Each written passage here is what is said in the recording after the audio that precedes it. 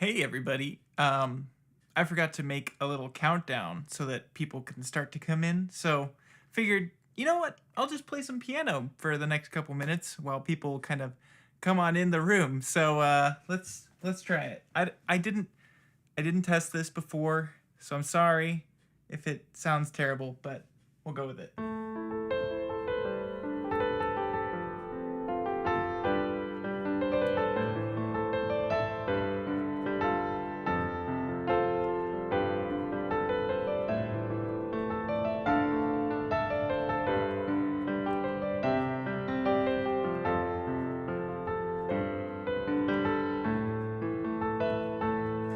I might add, I can't actually really hear what I'm playing because it's going through the streaming computer, not my main computer. I can't hear much, so I apologize if it sounds really bad.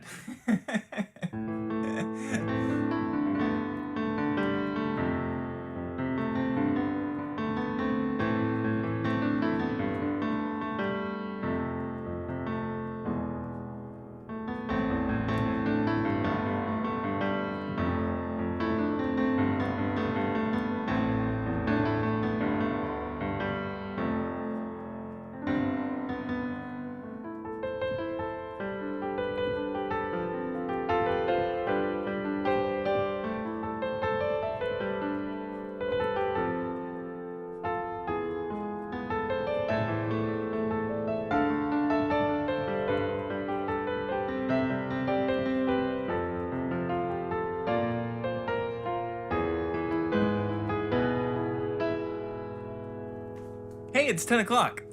There you go. That's the countdown. Hopefully that worked out. Hey everybody, I'm so glad you are here. That little piano playing was more so a shout out to my friends in Poland because everybody was wondering, do I in fact play this piano that's sitting here? So I pre-recorded something using AI and I just pretended to tap the keys for a while. No, I'm kidding. I do play a little piano, so hopefully that didn't sound too awful. But I am so glad you are here. If you guys can let me know in the chat if everything is sounding good. I've got a new audio test set up here.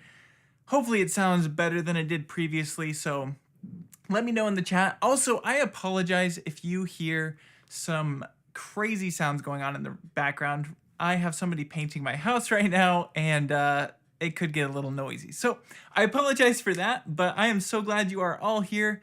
Looks like we are sitting at 39 likes and 1 dislike. So whoever dislikes this live stream, I'm sorry that I hurt your feelings, but we're gonna have a good time regardless. So if you guys could hit that like button, it does help a lot. I don't tend to ask for that, but it really does help the channel. So today we have an exciting live stream. I have been wanting to do this for quite some time. It's been about a month since I edited this video. So as some of you might know, I was super blessed and fortunate to get to go to Poland and to hang out with the crew, the Motion VFX team, and just see how they kind of build out their plugins, but also to get to meet up with a lot of my absolute favorite Final Cut Pro YouTube creators. So it was just an absolute dream come true to get to meet these other creators face to face. And man, we had some of the most unreal times, just super deep conversations. Some of the funniest times of my life. I was crying with laughter the whole time. It really was a trip that meant so much to me. And I've gotten a couple comments that I'm a shill now for motion VFX and all that. But you know what? I don't care. It was absolutely worth it. If there are a few people that hate me for going and enjoying my time over in Poland, then that's on them. They're welcome to be bitter about that. But I had the time of my life, and I just wanted to give all of you a massive, massive thank you, because the only reason I was able to go was because of all of you watching the channel, supporting my videos, clicking my affiliate links for motion VFX products. So huge thank you to all of you for making just the absolute dream come true. I mean, getting to meet these other creators meant so much to me. These are people that I have looked up to for ages before I ever started my channel. and now I can call them some of my closest friends. So massive thank you. Sorry I'm getting a little sappy here. It was an unreal experience, and I'm very, very, very grateful for it. Let me see how all of you guys are doing here in the chat. Man, there's a lot of you from all around the world. Hey, from Poland, Damien. I like Poland. Poland's a nice place. So, if you didn't happen to see the trailer for this live stream, or you didn't happen to see my Poland travel video, I just thought it would be good to kind of play it at the beginning, let you get the context for what we're looking at here on the timeline, and then we'll go ahead and dive in on kind of my process throughout everything. So I'm gonna go ahead and push play, and feel free to roast it in the comments.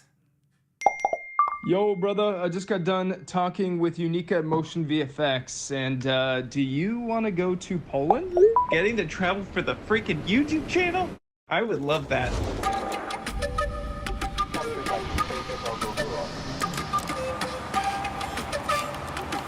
Look at that guy. So wild, man. Believe it? Transporting.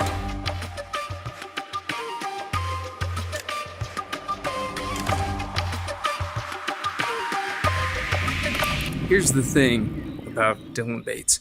He's actually not that cool.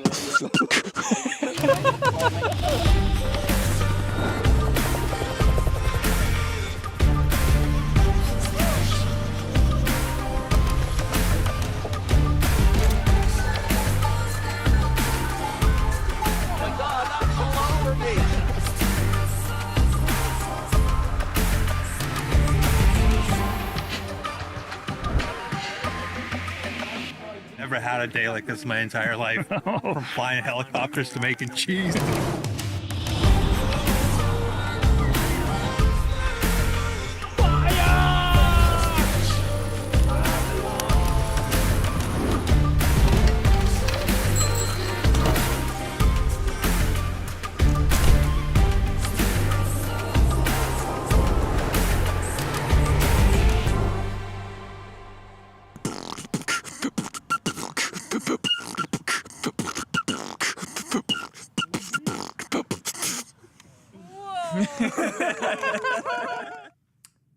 So the real reason I wanted to make this video was to showcase that not only can I beatbox, but also I know how to milk a sheep and a goat. And yeah, anyway, I grew up on a farm. That's why I knew how to milk animals, and I just thought it would be funny. So that is a previous life of mine. Hopefully you guys enjoyed that video. And I really appreciate all the awesome feedback on it. It's been awesome. I don't get to flex my creative muscles as much as I used to. So this was just crazy fun to get to jump into this edit. But yeah, here we are in Final Cut Pro, and this is kind of what my timeline looks like. It might look like a lot's going on, but 90% of that is sound effects. So I thought it would be interesting to kind of dive into roughly my workflow. It's not perfect. Every single project is different in its own way, but the first thing that I always start off with, and what many editors start off with, is the music. So let me go ahead and we're just gonna enable the music here, and we could take a look. I could even expand this out. Let's make it a wee bit larger. Okay, so as you can see, I've got my music tracks here, and it's quite chopped up. There is a lot of chopping going on here. So the main idea was to establish the flow of the project. And so that flow definitely it involves the music. So I wanted to kind of find the moments where there would be a pause so I could have a comment from the trip to kind of, I don't know, bring together the whole trip together in just a few short comments, kind of bring together the goofiness of it. Just to bring together how much it meant to all of us. So I wanted those little pauses in throughout to kind of give, hills and valleys in the music and the flow of the video. So the first thing I did was find the music track. I honestly can't remember which stock site I found this music track from. I don't know if it was Soundstripe or Artlist or Upbeat. It's one of those three. So I apologize. I don't know which one I found it from, but it's called Lone Canyon When I Am in My Head. And the reason I chose this specific track was because I thought it tied in perfectly with the whole beatboxing concept at the end. So I knew I wanted to throw that in somewhere in the video, and I was like, oh, this is perfect. Somebody's kind of beatboxing with a flute. So that's what I did there. But you might have noticed, if we take a look here at it, at the pauses where the music kind of pulls back and we've got a line of dialogue, the audio is fading out in an interesting way. And so that is kind of the reverb extension trick. And if you're not aware of that, you really need to know that in Final Cut. So if I push Command R, we can see here, I've got some basic retiming going on. And that retiming is what's driving this effect. So essentially, I'll go ahead and just destroy, you know what? Let me not destroy my project. I'm gonna duplicate this because that would stink. Actually, even more so, I'm going to snapshot it. There we go. Okay.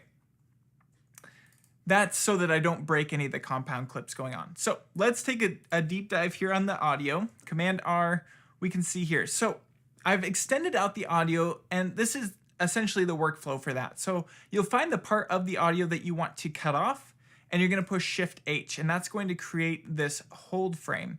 So the hold frame is essentially a freeze frame specifically for video elements, but on audio, it can be used to extend out that audio piece. So you would add a hold frame there, and Final Cut Pro now looks at this as more audio to work with. So then from there, I can go over into my effects, and I just use the cathedral effect because I'm lazy. I don't want to deal with all the crazy reverb effects. So we just add in the cathedral effect, and you'll immediately notice here that that has extended out the audio.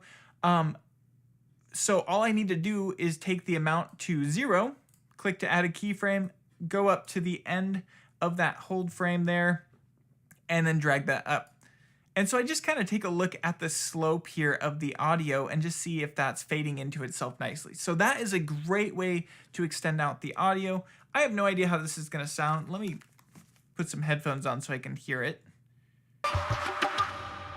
You can kind of notice that it just extends it out. It's really a great technique that everybody needs to be aware of. So that is what I did for the majority of those music drops where everything kind of goes quiet and then there's a line of dialogue. All right, I'm gonna undo those changes there so not everything's too thrown off.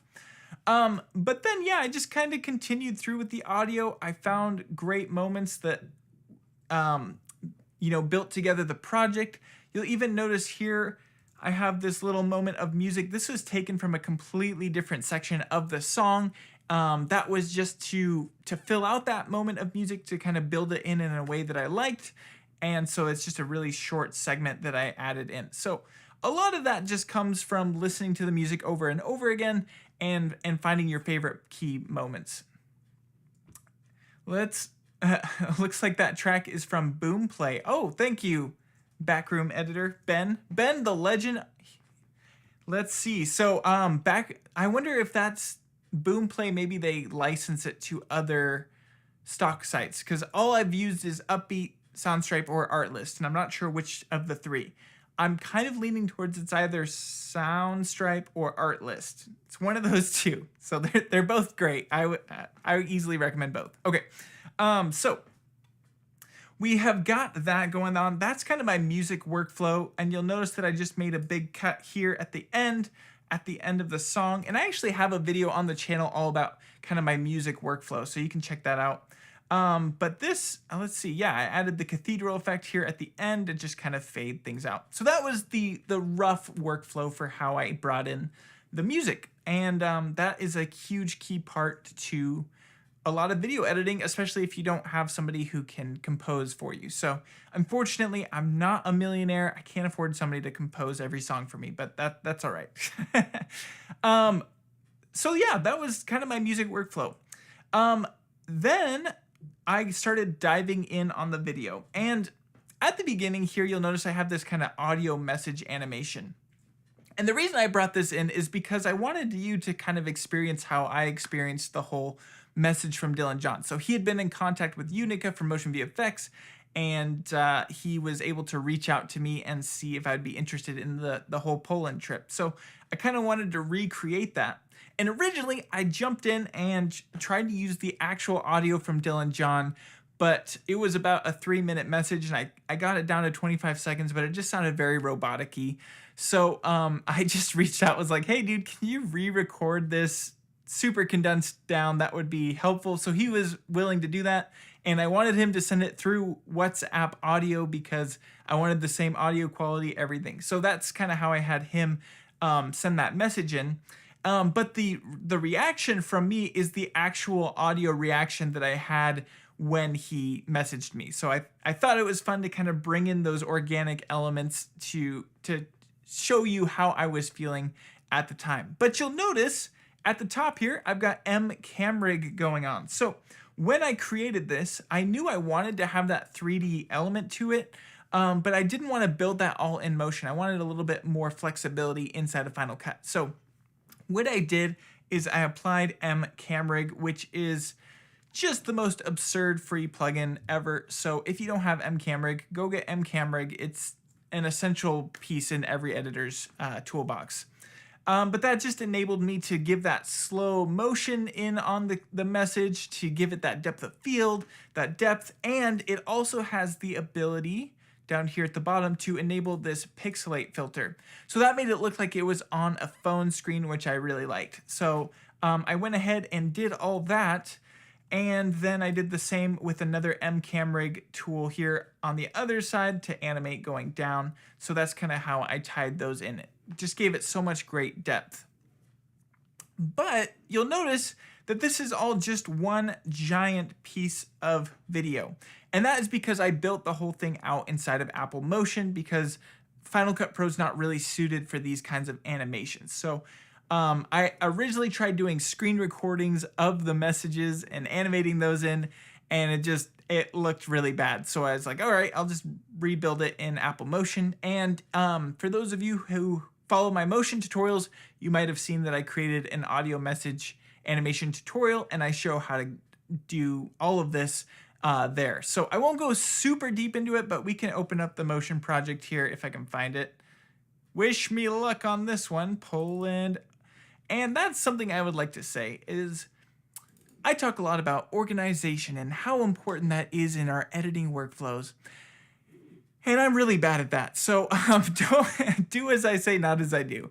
But here we can kind of see the motion project here. I'm not going to go crazy deep here, but you'll notice there's some motion blur going on, which I've enabled.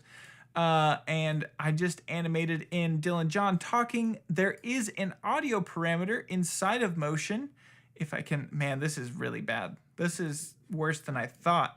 There is an audio parameter in here that can drive animation on stuff, which I don't know where it is. Yeah, this is bad. Let me just search up audio.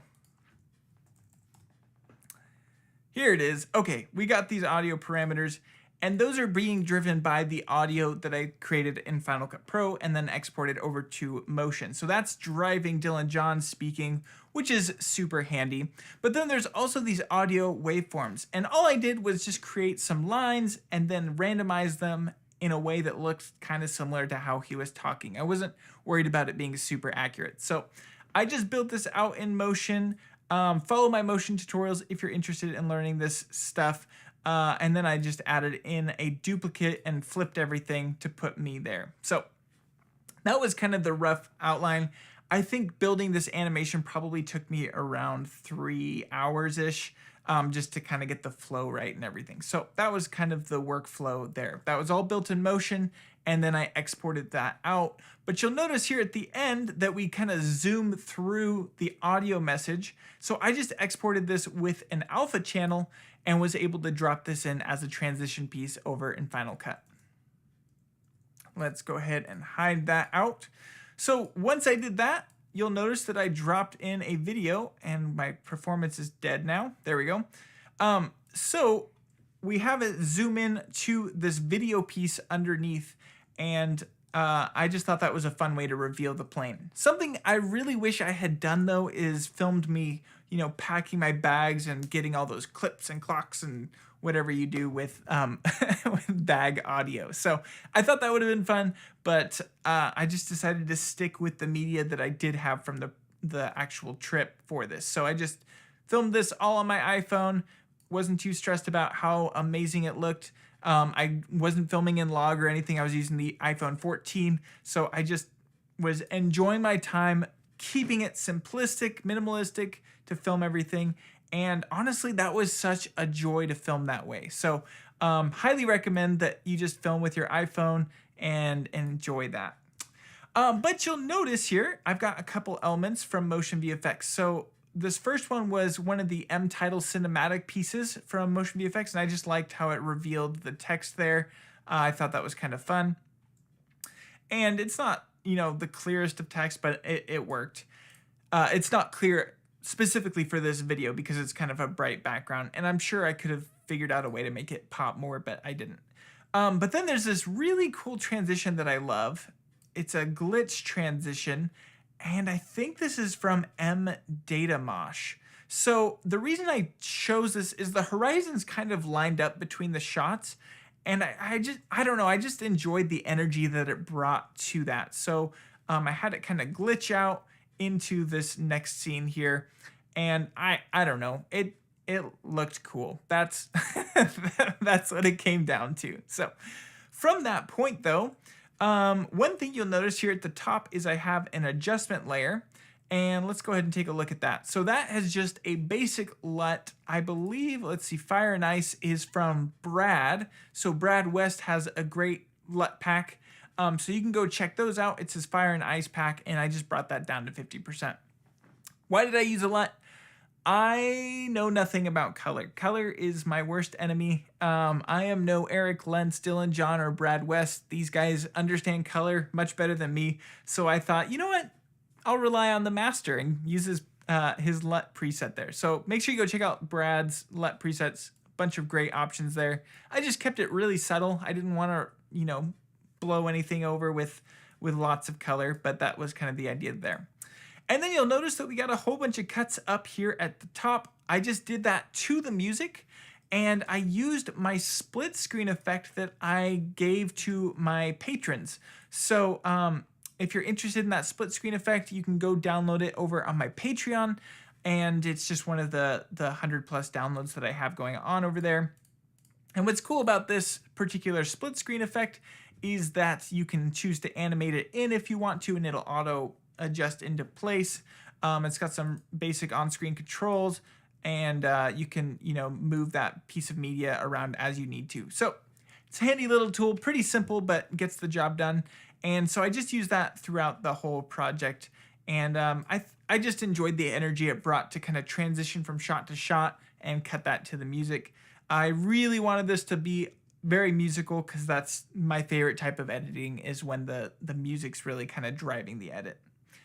And you'll notice that I have a black custom solid down here at the bottom. That was just to mitigate any issues I had with alpha channels over this whole edit. So I'm sure I could probably get that down on the primary timeline, but I'm not too worried about it.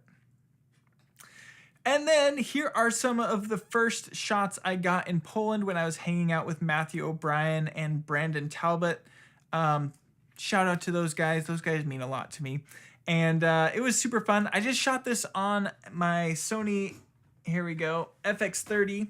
This was my setup for the whole filming. So I kept it super simple, just a singular zoom lens, FX30, and I had a little kind of Pro Mist filter and ND filter on the end.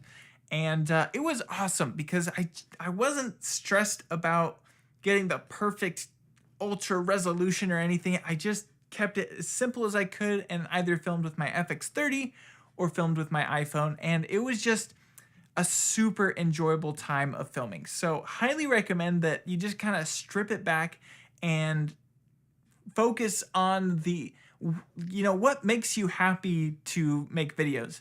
So I wasn't stressed about bringing my tripod around or anything. I was just like, I'll just capture stuff as it happens. And that was a really fun process for me. So here's Matthew with his awesome little camcorder. I love this thing. Honestly, some of my most favorite shots with this entire trip was shot on the camcorder. And the reason why I threw the shot in here was to introduce the idea that, hey, we're going to see some camcorder footage from this. So I threw that in there, and you'll see that it cuts to the shot that Matthew gathered of me chatting with him as I'm experiencing Poland for the first time. So I thought that was super fun. But you'll notice there's this little frame at the top.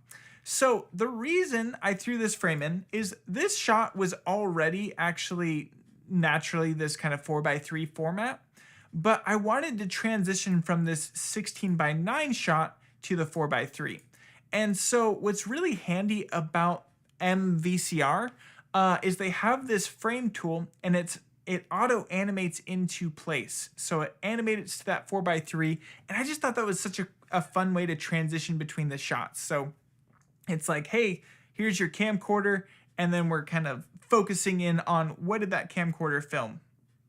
So that was the idea there. I thought it'd be fun to kind of have those organic, natural reactions that I was having in the moment. I was just really overwhelmed by the fact that like we're seeing all this history at the same time as we've got this camcorder that's very old, and then I've got my FX30, which is a pretty new camera, and there was just a lot going on between all these different eras all in one spot. So that was fun. And then I just love that I'm hanging out with Matthew O'Brien. It just shows that we're, hanging out together. So I thought that was fun. And shout out Matthew O'Brien. Go subscribe to that guy. He's got some legendary Final Cut content. Okay, so then you'll see that I've got this anamorphic effect going on here on the screen. And that was just to make this particular iPhone shot a little bit more interesting. I felt like it was a little flat, so I'll disable it.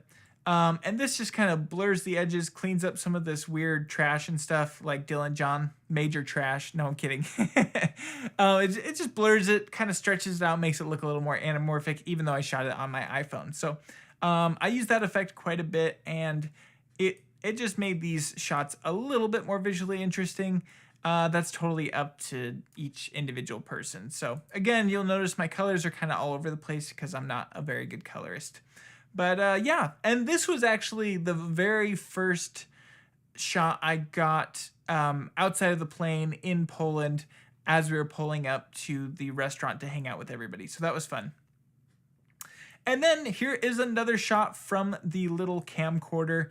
And I just wanted to show, hey, we're hanging out with Motion VFX. This was a great little moment where I think that's Dylan John showing, hey, we're wearing some Motion VFX swag. And I just thought that was a great tie-in to where we were at. But you also notice here in the background, I wanted to keep these just a clean cut between one to another, but I wanted the background to kind of feel the energy of the music. So I added in, let's see which transition this is. It's just transition 3 from Motion VFX. I think it was a glitch transition or something like that. I forgot what its name was. But I added that in, and that just kept the energy flowing. And then I wanted to show that we were meeting with the team here. And what's great about this moment, I don't have any audio from it, but in this moment, Andre was essentially, telling us, hey, we're just very appreciative of what you guys have done for Motion VFX. And if you don't want to make videos of this trip, you do not have to make videos of this trip. Just enjoy your time here. This is just a big thank you trip. And that meant so much to me because firstly, it took all the pressure off of making a video. And up until that moment, I was just like kind of worried because I didn't have a vision for this whole video. I didn't know where I was going to go with it. And so I was a little worried in the back of my mind, like, wow, they spent this money to bring me out here and I don't have something to give in return. And they just totally took away all of that stress. So I was very grateful for that. And I just thought that was a really cool way for them to show their appreciation, and it worked. It made me feel appreciated, took the stress off the edit, and then I was able to have the most fun editing I've had in a long time. So that was really cool. And then here, I wanted to show each element of the trip, even if it was only there for a couple seconds. So here's a fun shot of Peter Lindgren, who got to go mountain biking with us in the first few days. And he's just, you can see the joy he's got. We're just being goofy. And by the way, Peter Lindgren is so cool in person. So cool. Such a great dude. He genuinely cares about everybody he meets. So massive shout out to Peter Lindgren. He is somebody I've watched for so long, and it was suddenly like, whoa, he's in the same room as me. So that was a really cool moment. Really, really an incredible creator. So very, very genuine. And we've got some more split screens going on here. I wanted to show the biking, but I also wanted to show how happy we were and how goofy we felt with the helmets and all that. So this is Eric Lentz. Massive shout out to Eric Lentz.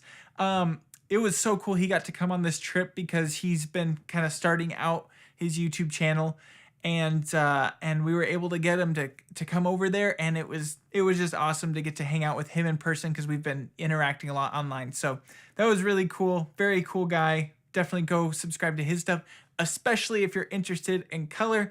That dude, I don't get it. He just knows color stuff, man. It's crazy. So very intriguing stuff he's got going over there. And this was just a shot from an Insta360 camera that Brad West had. And this is me biking in front of him. I only chose the most energetic part because I was a wuss and I was riding so slow. So I found this action-packed moment, and that was fun. Oh, and to make this shot feel even more energetic, I actually threw my ProBurns plugin on here. So I'll go ahead and disable that for now. And you'll see that's a much wider shot, but by having this ProBurns on here, I reversed it to kind of give it a dolly zoom effect. So you'll see kind of the trees and stuff are expanding in the distance. And again, that just added to the energy of the music and stuff. So that's why I added that in. So I used my ProBurns plugin a lot. I use my Pro Zooms tools all the time. And if you're not aware, I actually just dropped a 2.0 update for Pro Zooms. Very, very proud and happy with how it came out. So that the price on that is increasing to $40 here on the 16th. So if you want to get it at its initial launch price of $24.99, definitely recommend you go check that out. There is a link to that in the description. All right, I'm done selling. I'm sorry. I really like that plugin. I use it all the time. Oh, and you'll also notice that I have kind of an M VCR transition here.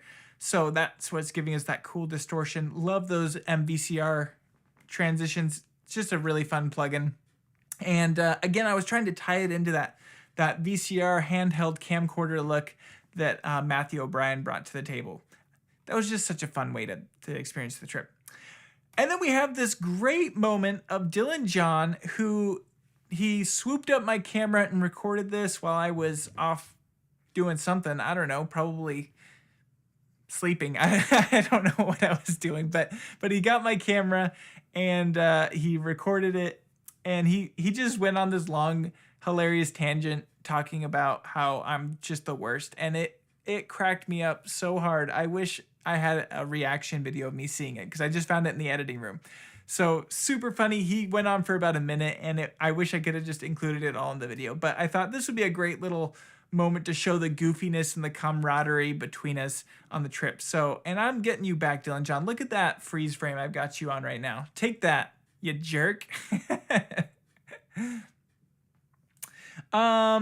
Okay, so from there, we've got this shot of me beatboxing. Now, this shot was not actually filmed on the camcorder, but I just felt like it drew focus to the shot, and it made it feel more kind of handheld and organic to have all the MVCR stuff going on. So I actually totally destroyed the footage and made it look like the camcorder footage, which was just another fun trick. So, and you'll notice that I've got ProBurns going on here at the end because it's kind of my reaction. It's like, hey, this is how he's reacting. And then you'll notice that the whole frame and everything kind of tears away into the next shot. So that was part of why I wanted that VCR look, is it's just like opening us up into the next shot.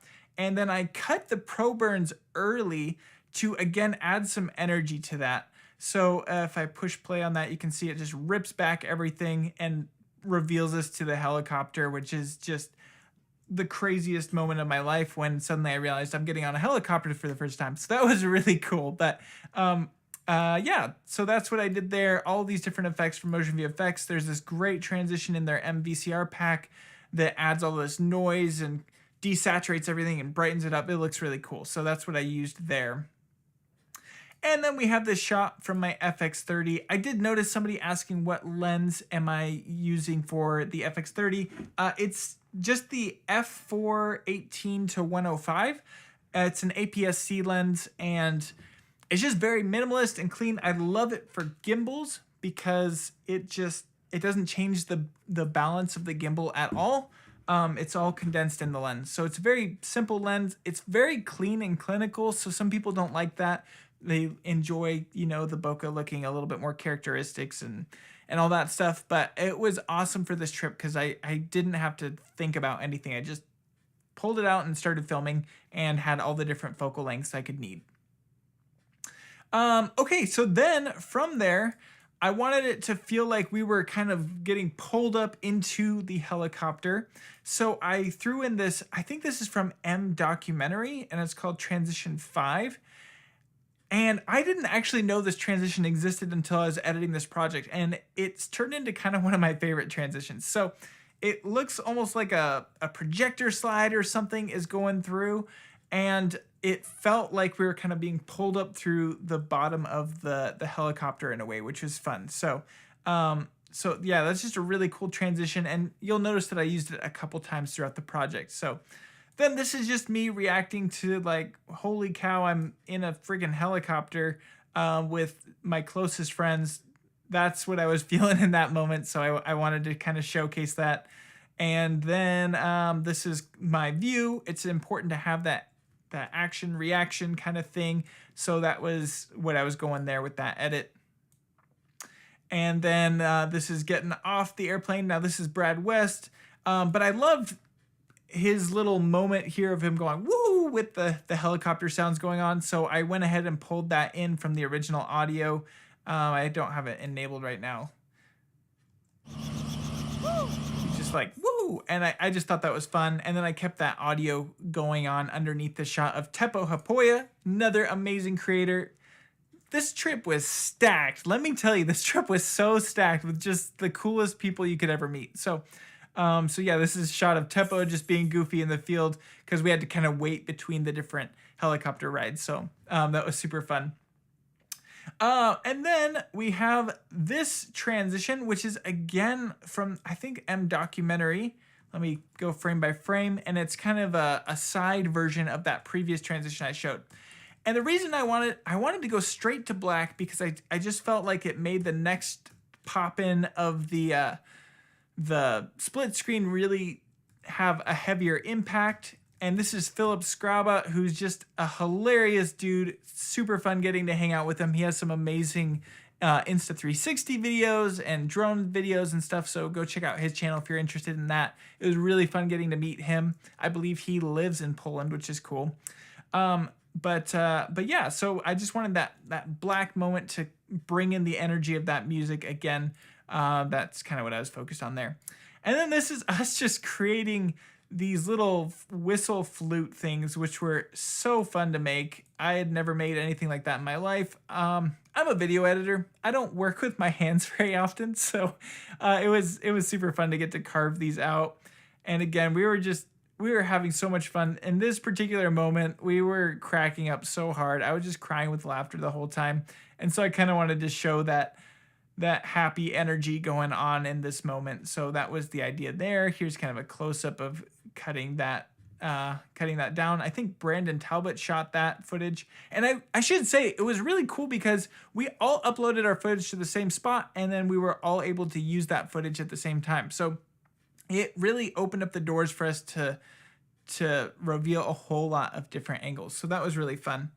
But yeah, I just did more split screen stuff, showing Brandon Talbot capturing some great photos. That dude is a gifted photographer, man. And then here is Dylan John just hanging out with the sheep, man. He found his true calling. He is a sheep herder. So that was the idea there. And then the competing Dylan. So I really got in close with the sheep. Let me tell you, these guys they were awesome. They just let me go in and milk these sheep. But then Philip Scraba got this hilarious shot of me with his Insta360 camera way down in the bucket, and it made me laugh so hard. I have not laughed that hard in so long. Probably gonna get censored on YouTube for showing this, but it was just so funny. And again, I wanted to show how funny I felt after that footage was there. And there's kind of the resulting shot of what happened to the Insta360 camera after it got sprayed. So that was super fun. Dylan John hanging out with his sheep friend. I think he named it Gertrude. And yeah, I don't know. It was just a very hilarious moment. And I kind of wanted to show what we were all feeling in that moment. Moving right along, here's Eric Lentz hanging out with the dog. I thought it was a good contrast between Dylan John and the dog getting pet. And let's see, hopefully I didn't just lose my stream. Let me see. Just had GarageBand pop up. Okay, we're still there. That's good. I was worried that we lost it. Okay. Okay, back to it. So yeah, I just enjoyed the contrast of Dylan John hanging out with the sheep and then Eric Lentz petting an actual dog that was actually genuinely enjoying the pets. So that was fun. This next shot, I really wish I had raised the exposure on this shot and color graded it better, but it is what it is. I just thought it felt like she was kind of playing the music, so that was the idea there. And then we did a nice kind of flash. I used this flash from M Documentary. It looks really cool. I love how it kind of blurs everything and then blows out the highlights, but I also liked the contrast going from this over into this really fancy location they brought us to with all these beautiful lights. So that flash kind of accentuates those lights, which was my thinking there. And then you'll notice I've got pro burns on here as well. So the shot was originally kind of far, and I think I again reversed it so it has a little bit of that dolly zoom effect, which I really like. And let's go on to this next shot. Again, I used, this is a light leak, I want to say from M Documentary, which worked really well. I like how it kind of blurs everything out. And again, I was accentuating those lights and showing the food that we ate, which was awesome.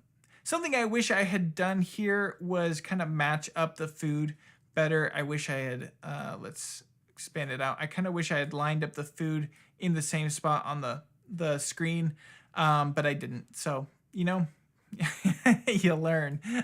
But that's all right. And then here was a shot of us all just hanging out, which is super cool, enjoying our time. And then we cut over to the shot of Serge giving this great one-liner. Let's see if I can have that play out. Never had a day like this my entire life. From flying helicopters to making cheese.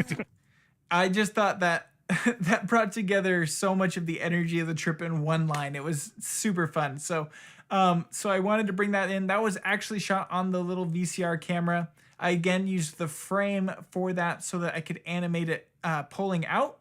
And then I added a little viewfinder info over the top to make it feel more organic and handheld. So so from there, that pulls out, and I somewhat matched his face in the same spot, not perfectly, but I just thought, you know, pulling from Serge in this little moment to him riding on the bus, and then I just super sped up this particular shot to give it some energy, and I used pro burns on it just to kind of pull back and reveal everything on the bus. So that was kind of a great transition moment. Cheese. And I think I got MVCR in here too to go from, we're kind of rewinding the tape or something. We got a doggo in here. Hey there, pup. How are you doing, Nala? And then we got this location, which we hiked up to in Poland, which is, of course we were in Poland, but it was way up in the mountains. It was this really cool kind of hostel hotel thing. And so I just wanted to reveal that. Whoops, I accidentally jumped over some stuff here. So we pulled from the bus, and then this is a reveal that, hey, we're going up in the mountains. This was kind of one of the views from the mountains that we had, and Brad captured this on his drone that he promptly crashed into a tree, which was an awesome experience. So yeah, I did this pull from the bus, and again I used the M documentary transition where it's like we're pulling up through the ceiling of the bus. Maybe I'm thinking too much about it, but I just like the energy that brought. Reveals the mountains, and then this is us kind of experiencing the mountains. There's Teppo, really just getting some great shots. That dude is a very gifted cinematographer. Awesome stuff. And then here was the location we were at. And then from there, I love this moment of Dylan John yelling fire as he finally got the fire lit for all of us to enjoy that evening. So I kept that in. Fire! And I just thought it would be fun to have from the fire, everything kind of burning in that shot to transition into the night. So I got this transition so long ago from a channel called Lifted Eric, like back when I first started my YouTube channel. And it came with a couple burn transitions. You might still be able to find it. I don't know. But the problem is there's only about 3 of the 8 that actually work in this template. So fortunately, I had one that lined up perfectly. Otherwise, I was going to have to build it manually. But it just burned out of that fire just right. It was awesome. And again, I think I've got some pro burns there. And that was kind of, I did that a lot with the edit. I just wanted the camera to keep moving and flowing. So I kept adding in pro burns on all of this to keep that motion going. And here we are enjoying the night. And then I loved, this moment was so awesome because there's a few people that all pulled out guitars and were playing along, and it was just really a cool moment. Eric Lentz could absolutely be a Beatle, man. That guy, he's got it down. He had a great singing voice and guitar playing. It was so much fun. So I just kind of left that audio in there. And yeah, that was just a really, really cool moment. And then I wanted to transition and show, hey, we passed the night, but none of us had any footage of the starry night. So I went ahead and got this off of Artlist. Massive shout out to them. And they had this great little time lapse that really fit exactly how it looked up in the starry night. The trees even felt the same, as kind of the same position and stuff. So I was like, this is great. And I threw the anamorphic effect on it for additional flair. And that just flowed into another shot of us walking down the mountain, and it was raining really hard. So just a super quick moment, but I wanted to transition from day to the next day. So that was the idea there. And I think I added in a little glitch transition here just to tie the two together. And then from there, I did a nice spin transition. I think this is from M Travel maybe. And it spins really nicely, kept the energy flowing, I felt. And then I had that frame pull out from the 4x3 into the 16x9 just to show that transition even further. And this was us just cruising around Krakow on bikes. It was so much fun. I'm practically falling over in this shot. It's like the little cool camera pan was accidental. I was trying to get up on my bike as I started recording, but it worked out. So then I just kind of had that fade up into using another M documentary transition to show the salt mines in Krakow. Now, only myself, Dylan John, and Brandon Talbot got to experience these because everybody else had to take off a little bit earlier. But this was so cool. Just these super intricate carvings in the walls. It was just really mind-blowing, the amount of work that went into this place. And then there's these massive, massive spaces. Like, you can't capture it on camera. You have to be there.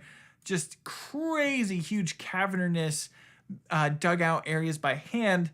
And then they have these cool white pillars and chandeliers, and there's a whole massive chapel under there. It was just really cool. I wanted to quickly show everything that went on in those Krakow mines.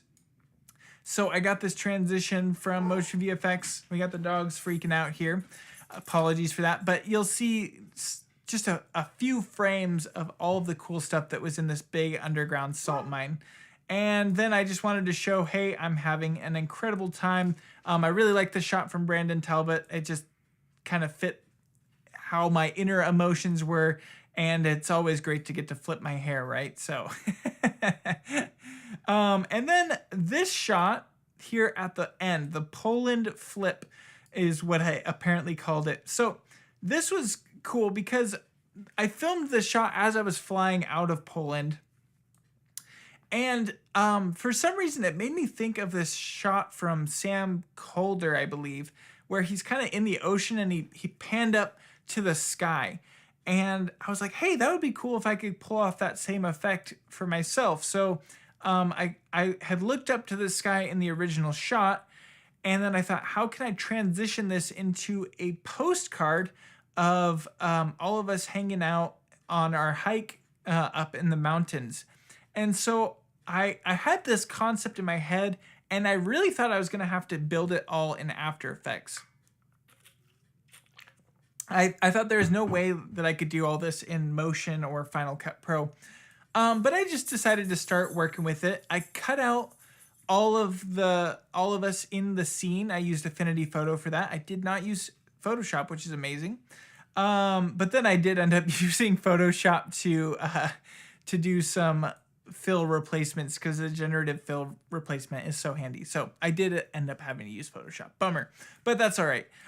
So yeah, I cut us all out and then I brought it all into Motion, and I'll show you what that Motion project looks like in just a second here.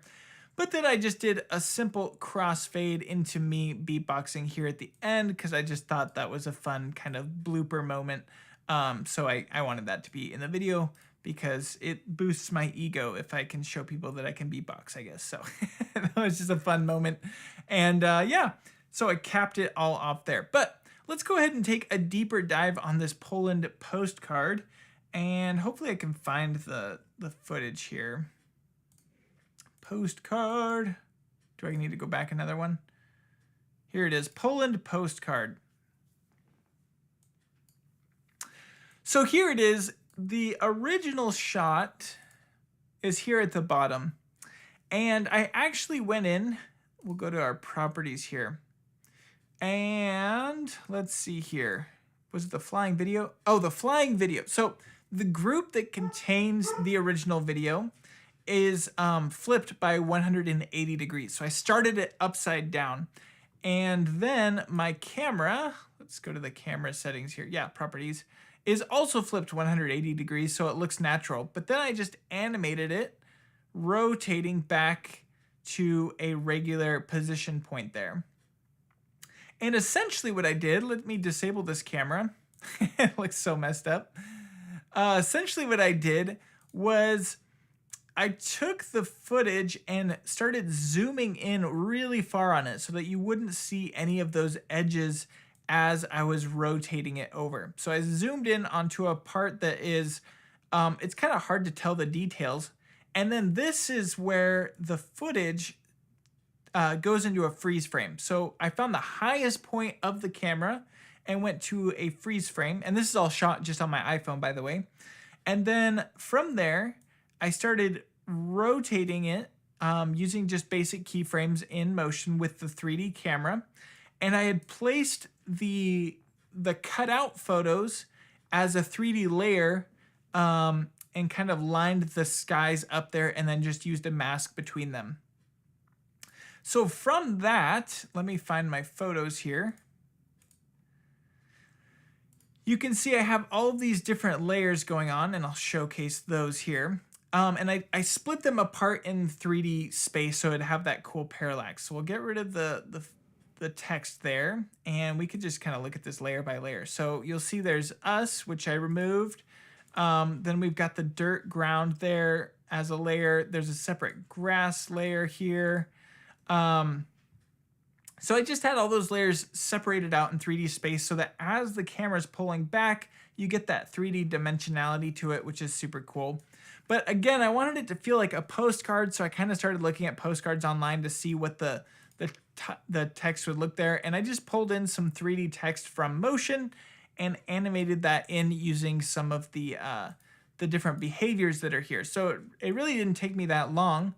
But then at the very end, I wanted it to actually look like a postcard sitting on a table, even though it's kind of 3D. I thought that would just be a cool effect. So I brought in this table background. This is an Unsplash image, I think, and it's just a kind of a wood texture. and I threw in a image mask that was the same shape as this postcard cutout. And I used that image mask to reveal just the table. And that kind of gave it that 3D dimension to it that I was after. So then I put the postcard on the same plane as the table, and then I threw in this little Motion VFX cup holder logo thing in the bottom left, because that was an item that we saw on the trip, and I thought, oh, this would be fun to tie it together, make it look like it's a postcard that's kind of got something set on it, and it's a tie back to Motion VFX. So I just split those all apart, and really it just came down to doing a mask between the skies, and that transition was just way smoother than I could have hoped for. So that was really cool, having the camera rotate back here.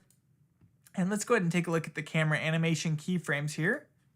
Pop those open and I'll hide that. So you can see the keyframes happening here. This is a keyframe editor that I wish was in Final Cut, but isn't. And I've just got a lot of curves going on here. We could take a look at, what is this? Is this the rotation curve? So that's rotating. And then we have all these transform positions that I'm pulling it back in 3D space.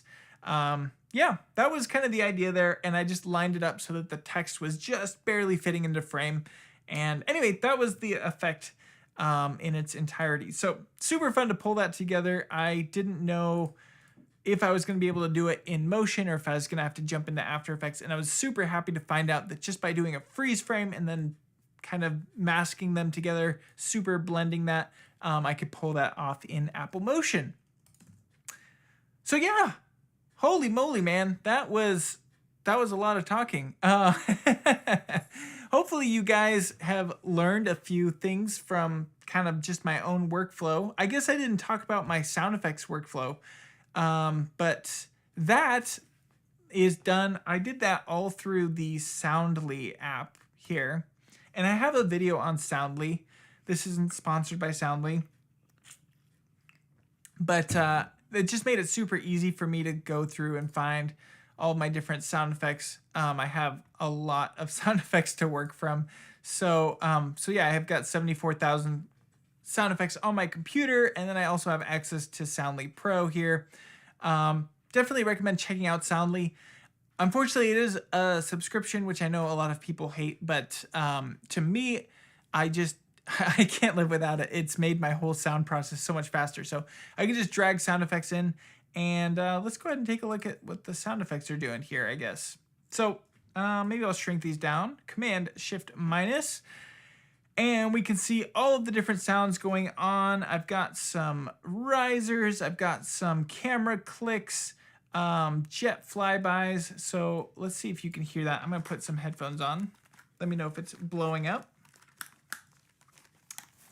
There we go. So this is without any of the other sounds going on. So you can see I got this riser, and I added in all those text sounds. And we're flying through some plane sounds. I wanted it to sound like he's, taking the photo. Tied in a bunch of VCR sound effects here.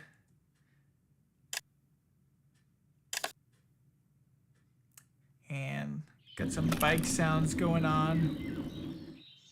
Kept those birds in because it made it feel cheerful.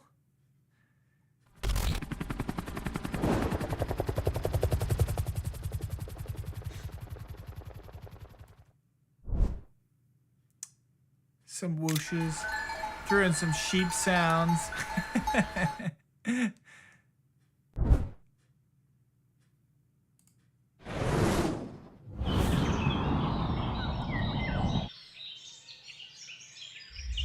Fire whoosh sound, felt that tied it in nicely. Sound effects are so fun, man. Some wind sounds as we're doing this big transition. Yeah, that was the sound design on it. So kind of fun to get to listen to that just on its own. And that just tied together a lot of the transitions and stuff. Oh, shoot. I just realized you guys couldn't see it. I'm sorry. Here's a look at the sound effects there.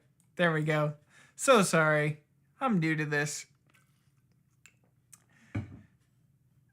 Thank you guys for letting me know. But I'm just seeing chat now, so that doesn't help. But here's Soundly. I could see all of the different sound effects I got going on. Pretty cool, but again, I know people hate subscriptions. I don't know what to tell you. That's the world we live in, unfortunately, at this point. Soundly makes my money back, so I can recommend it, but you choose for you. And yeah, that's that. You know, that's it. That's what I did. I edited that video. It took me, I think it was a total of 4 days altogether. So it wasn't an enormous amount of time, just a lot of, most of that was editing, you know, in a 4-hour stint and then stepping away from it until the next day to get fresh eyes on it. So that's kind of the idea there. And cool. Yeah. Do you guys have any questions? I'd be curious to hear. I don't know if this is even helpful to you guys seeing my workflow, but it is kind of fun to see how I guess the decisions I made through the edit, because honestly, a lot of it you're just making on the fly. So it was kind of fun to get to talk through why I made these decisions. I'm not always thoroughly thinking about this is how it has to work. I just jumping from thing to thing and chopping through. But do I edit for clients, Devin? I do not. Let me see if I can. Let me pull onto the other computer so I can pop these. Does that reveal? There we go. Devin is asking if I edit for clients. I used to edit for clients, but I've just found that I enjoy the process of editing for my YouTube channel way more, and it pays the bills. So I do that mostly. Every once in a while when there's somebody that wants me to edit something that sounds really fun, I will get behind that. But for the most part, I just stick to the YouTube channel. Thank you, Peter. Glad you could watch. This was super fun to get to reminisce on. GlobeSync wondering when my motion course is coming. Let's just say very soon. I have recorded about 26 different sessions. It keeps ballooning. It's getting larger and larger in a good way, and I'm very excited to release it, but I just wanted it to be as comprehensive as I can make it. Motion's very open-ended, so I'm trying to kind of touch on every possible area of motion, which is proving to be a very large task, but it's going to be worth it. I am 25 or 26 sessions in, and I'm looking at the end finish line. I think it's going to be a little over 30 altogether, so I'm getting really close.